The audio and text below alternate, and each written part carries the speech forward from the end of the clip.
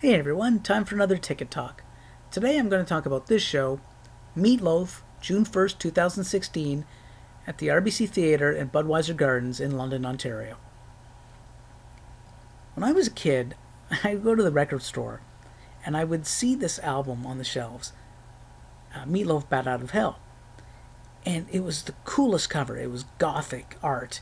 It was this bat crashing out of hell on a motorcycle. It just really wicked artwork. And but I didn't know the songs on the album at the time. I just thought it was a heavy metal album because of the name Bat Out of Hell and the artwork. And this is the 70s, so heavy metal was the devil's music, and there was all the reports of people committing suicide or going crazy because of all this evil Satan music. So I never actually bought the album. I just thought it was a pretty cool cover. In the meantime, I would listen to the radio and I would hear these songs, Paradise by the Dashboard Light, 2 out of 3 Ain't Bad, and I would just really love the operatic nature of them, the cool, uh, just the way the songs were put together, the composition and the vocals were great. And it wasn't until I don't know what happened, but something clicked, and I put two and two together and said, "This is the album." Right? I've been loving this album all this time. I didn't know what it actually was, so I finally, um, like I said, put two and two together and got the album, and it was man, Meatloaf Bat Out of Hell. That's for me. It's in rare air, in that it's almost it might be a perfect album in that every song is great. There's no duds, no B-side tracks that aren't as good as the other ones.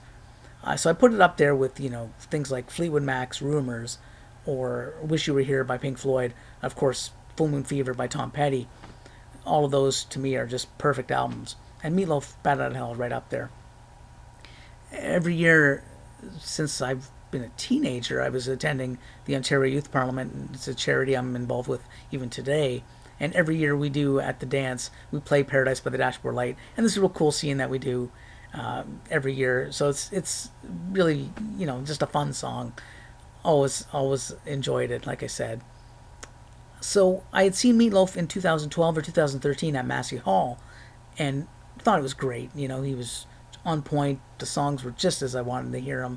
He sounded perfectly. So I was looking forward to this show. Oh my God, this was the complete opposite experience. Um, his voice was screechy and scratchy and hoarse. He could barely make any notes. Everything was out of tune. It was just listless and just a bad vocal performance. I was in the balcony, and it wasn't just the acoustics, and it wasn't just me.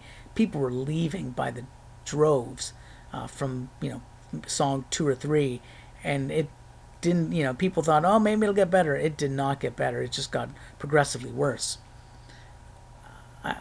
And then even some more offensive things happened because at some point he just started getting on a misogynistic and homophobic rants.